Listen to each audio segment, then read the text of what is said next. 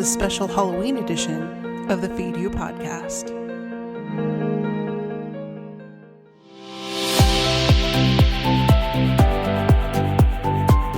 Welcome to the Feed You podcast, giving you the real scoop on raising your business to new heights. Expert education, inspiration, and motivation to fuel your purpose, your passion, and your profits. Here's your host, Elisa Connor.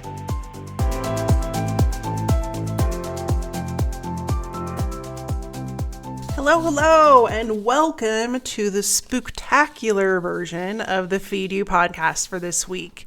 I am so excited to have you here, and how fun that it's on Halloween.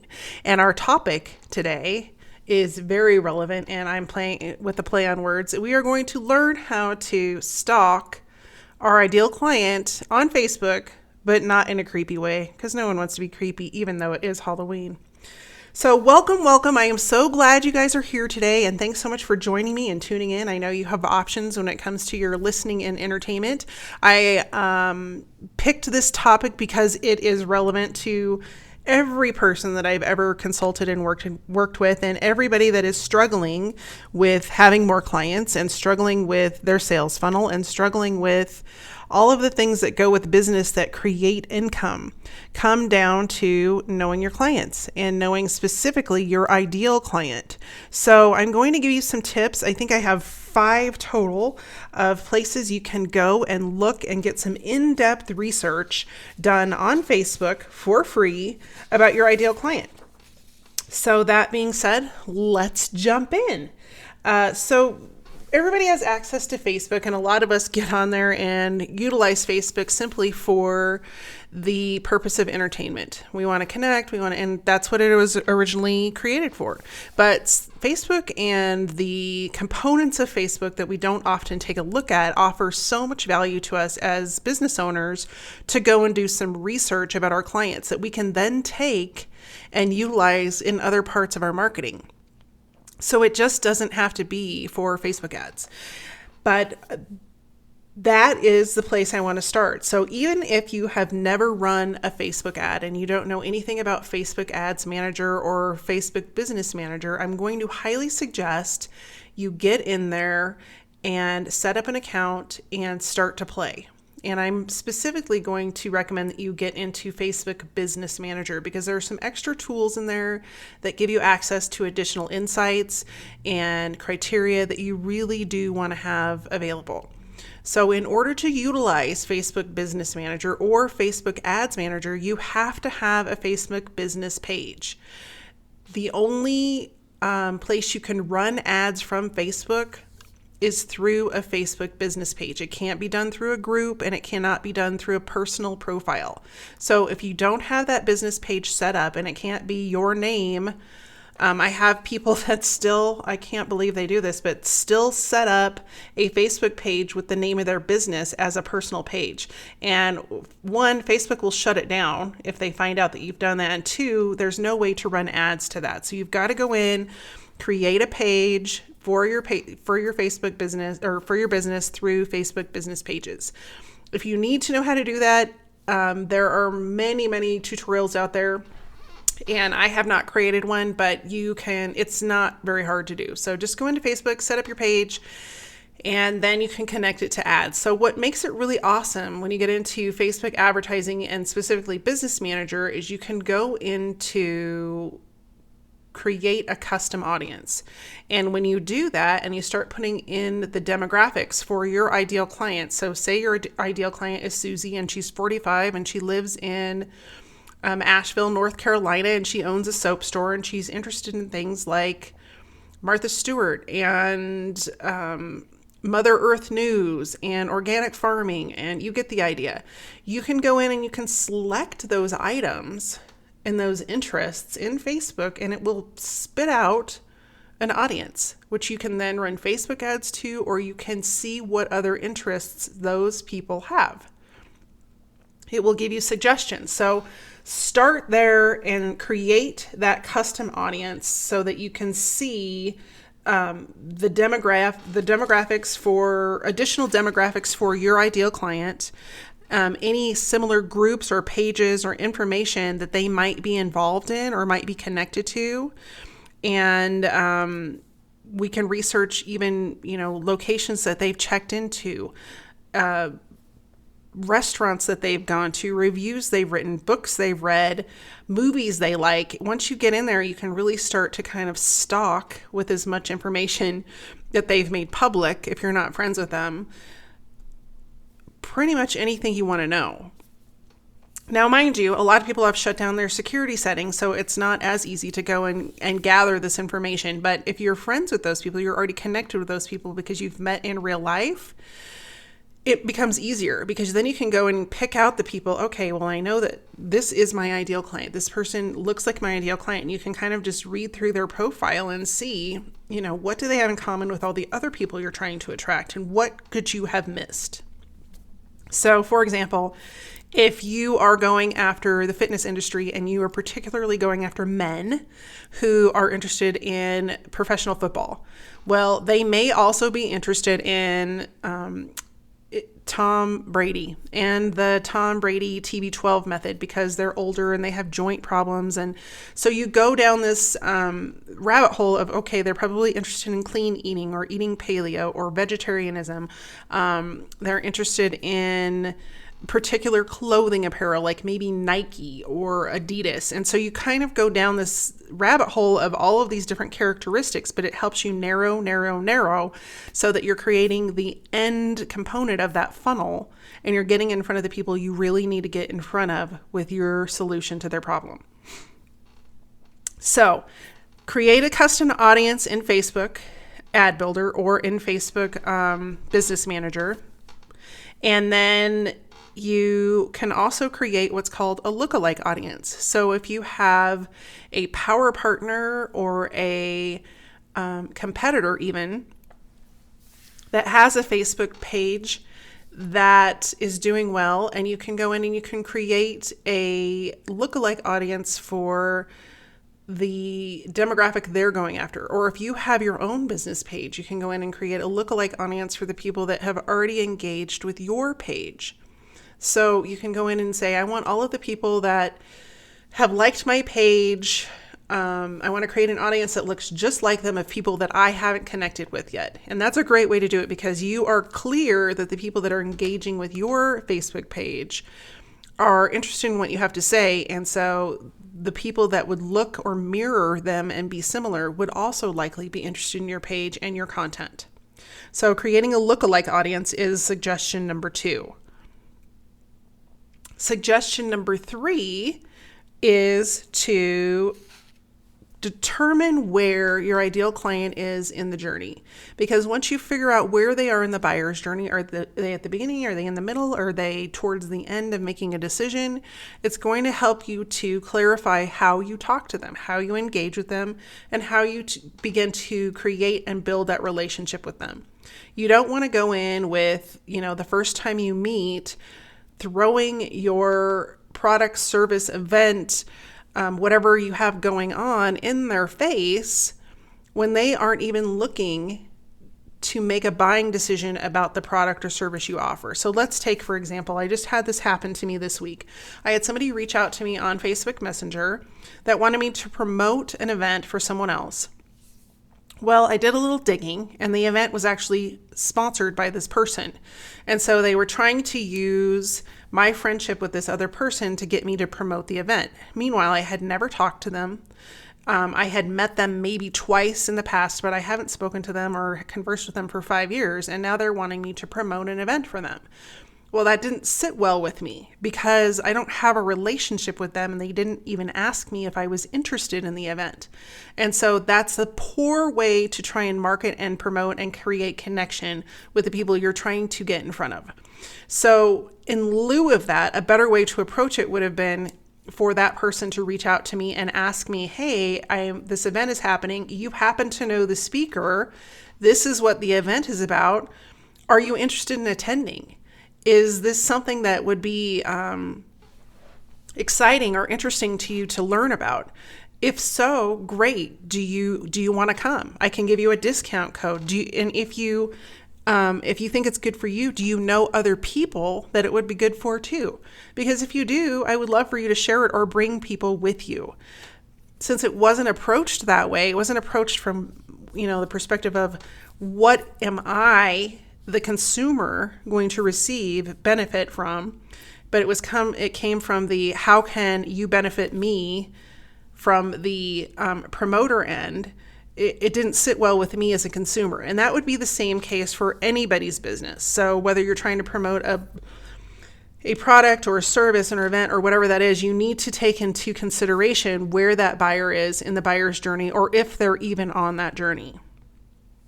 Next, you need to figure out where they are spending time on social media. So if you're doing all this research and you're going to jump into Facebook ads, but your audience doesn't live on Facebook because you're a business to business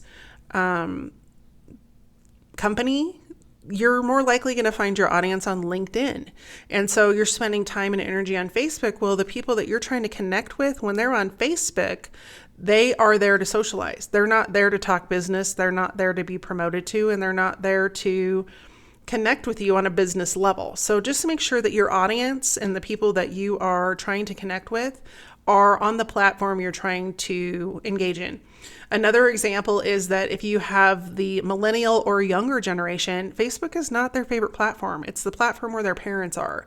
And so some of them have started to come back, but for the most part, I have teenage kids, and my teenagers, if you're trying to sell to them, you had better be on Snapchat, because that is where they spend all of their time, and you better figure out a way to get in front of them, to engage them and make them interested. The other place they spend time is YouTube. So getting to know your audience, getting to know the demographics of the different platforms, and getting to know what their interests are going to take you far and wide when you're trying to reach them to promote your product or service and anything else you have going on in your business. So while you're on Facebook and you have done a little snooping for audience demographic and information, then you can start to look at groups that your audience would be interested in, or that they're already members of, or other pages that they follow.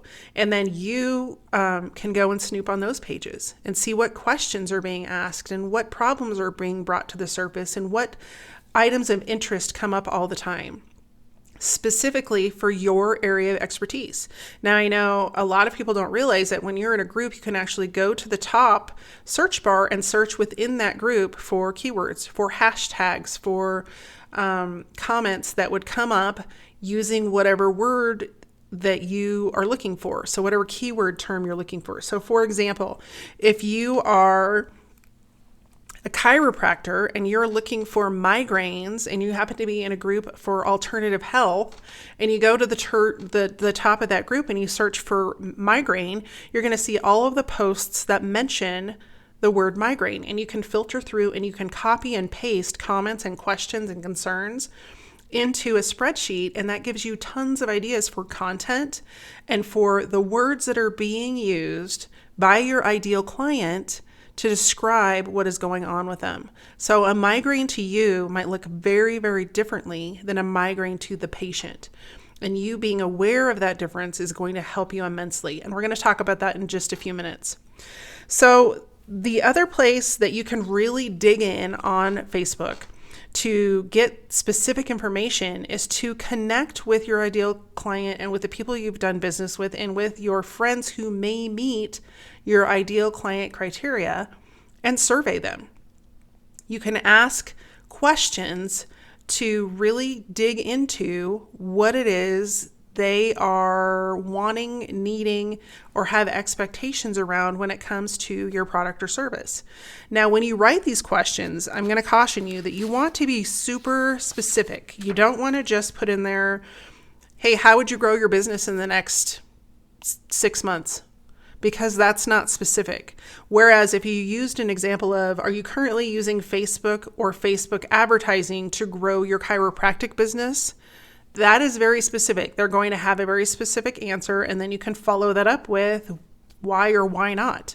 And I would actually make that 2 different questions.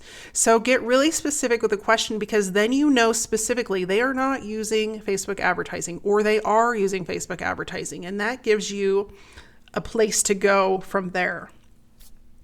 My next example is to use polls. A lot of people will post polls on their page or in their groups to find out information about what's hot and what's not what people want to learn, what people are interested in. And this just helps you gather more information about those ideal clients.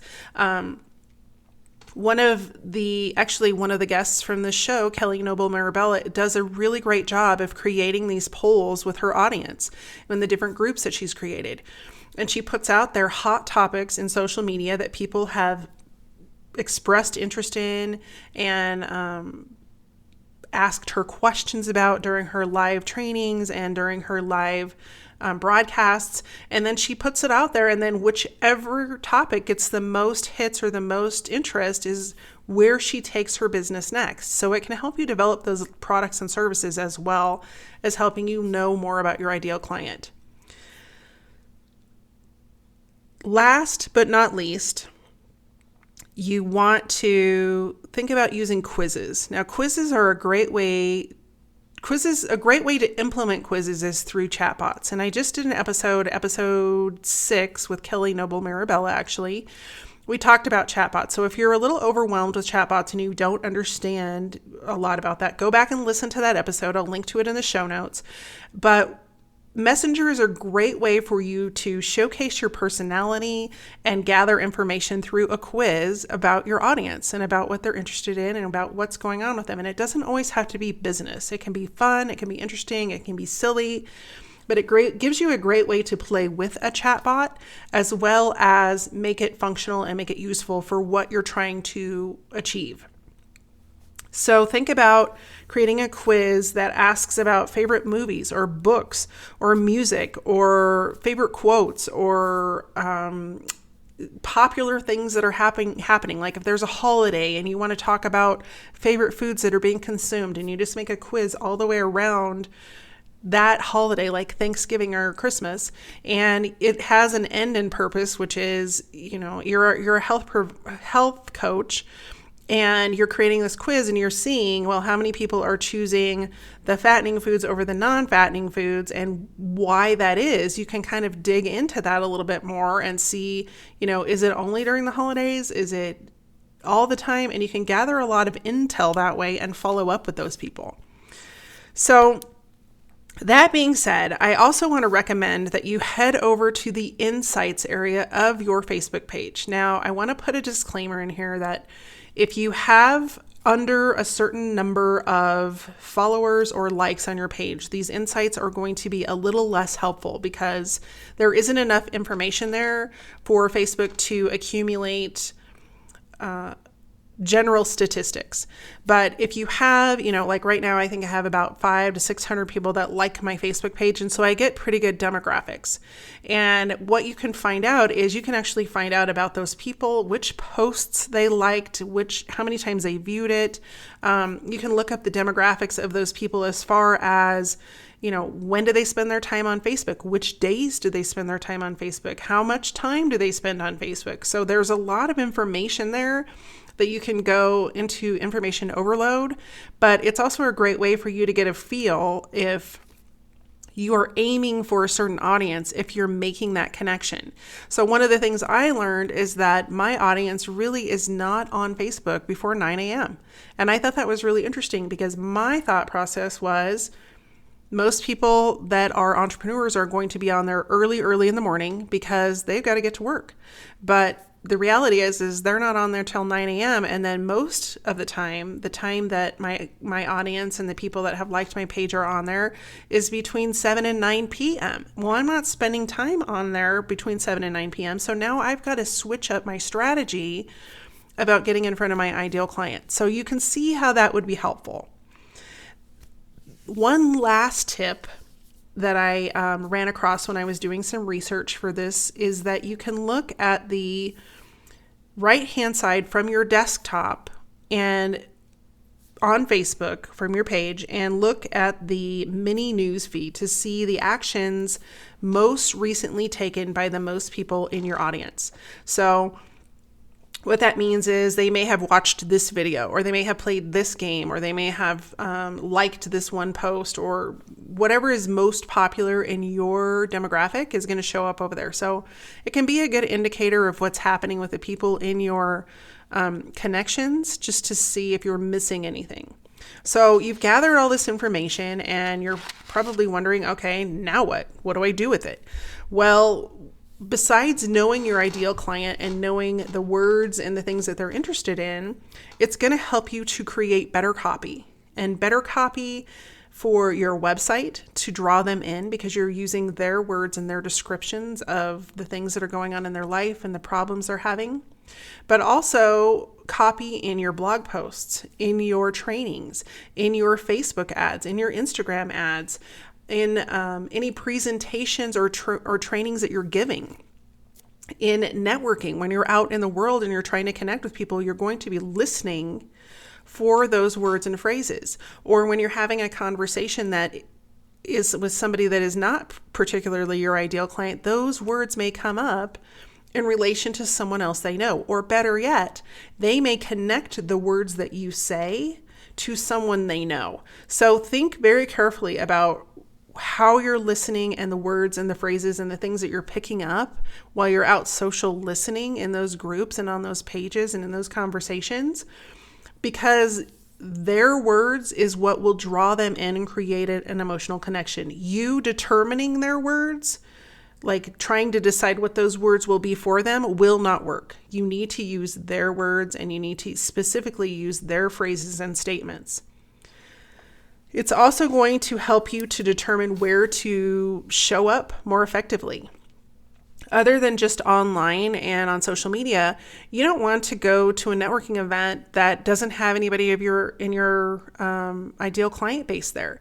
It helps you to really specifically look for the people that you're wanting to connect with. So, for example, if you happen to be a food blogger who is wanting to connect with people that are on the keto diet and you're just showing up at the regular entrepreneurial networking events, you may flash in the pan, connect with a few people there, but in reality, you probably need to be going to like a health and fitness organization or a gym, like an association of, wellness providers. Like, for example, you could even connect with chiropractors or acupuncturists or those alternative medicine modalities, because most of the people that are interested in that have some sort of food issue. And if you're working on helping people be healthy in the physical perspective, like you're helping them work out and all of that, then maybe you want to connect with a dietitian. And so it's helping you get out of the normal, like, this is where I should show up mentality, and making you more strategically think about where you should show up and who's going to be there before you walk in the door. It also is going to help you connect really quickly with the heart of the matter of what you do to the people you're trying to help. Because when you're using those words and then you provide the solution to their problem very simply, very easily, they're going to be like, yes, I need that. And it's going to make it really easy for you to sell your solution. And then last but not least, being aware of this, specifically being aware of your competitors, is going to get you to understand why your ideal client is either not buying from your competitor. And if they're not buying from them, that's a great place for you to fill in and create a solution that isn't being met. A lot of people will just be like, oh, my competitors have it all taken care of. But if you really go and snoop on their Facebook page, you'll see the complaints, or in their Google reviews, you're going to see the complaints that people have about that product or service. And they're not in the 5-star reviews and they're not in the 1-star reviews. They're somewhere in the middle. But if you can go and check those reviews out on Facebook for your competitors, you're going to see, what's happening and what is being missed and what you can fill in as a solution that they're not providing. And then on the other hand, if they are meeting the needs of your customers and the ideal clients that you have in mind, then you need to look at how can you deliver a more exceptional experience than what your competitor is delivering. What can you do to one-up their solution? And it's going to give you some, yes, it's more work, but it's also going to give you something to strive for, because having a good brand and growing a business, there's no other option at this point but to stand out in some other way. And I will tell you, in the world in general, having excellent customer service is something that is often ignored or not done at all. We just live in a very one and done world. And so if you can offer an exceptional customer service experience to those people, you will stand out hands down above everybody else. So just to recap all the different things that we talked about to research and find and kind of stalk your ideal client on Facebook, I just want to run through really quick the suggestions that I gave you. Number one is to jump into Facebook Ads Manager / Business Manager and create a custom audience based on your ideal client. You can also, while you're in there, create a lookalike audience and create an audience that's very similar to one that you already have. Number two is to go and research Facebook groups and pages that are similar to things that your audience is interested in that you learned from step one. And then along with that, go and research your competitors on Facebook too and see what's happening. Number three is to figure out where your customer is on the journey, the buying journey, and make sure that you meet them there. Number four is you want to send out surveys. Ask people to participate and give you information instead of trying to guess. People are usually happy to share their experience and their frustrations and anything else going on in their lives and their business, as long as it's relevant to the question you're asking. Then you also want to look at using polls to identify the areas that your ideal client is interested in learning about and knowing more about. Using quizzes through a Facebook Messenger bot is another suggestion that I came up with. And then last but not least, you want to thoroughly examine and look at the insights for your page to see exactly what the people that are interacting with your page or that have followed or liked your page have going on in their lives. Like, who are they? When do they show up? All of that sort of stuff. So I went ahead and I created a cheat sheet for you for this episode. So you would have access to all of the tips and tools that I talked about in this episode to find your ideal client on Facebook. In order to get that download, all you have to do is go to elisaconnor.com/download 008. And that's for episode 8 of the podcast. So that link will also be in the show notes, but head on over to elisaconnor.com/download 008 to grab that freebie. I hope this has been a helpful training for you. I've loved being here with you on Halloween. It is one of my favorite holidays. And so don't be creepy when you're stalking your ideal client, but go out and use Facebook to your best advantage. Thanks so much for tuning in. If you've liked this episode, I would love for you to subscribe. And even if you have the time, go over and give me a review because it really, really helps. Thanks so much for tuning in. I can't wait to see you guys next week. And in the meantime, happy Halloween!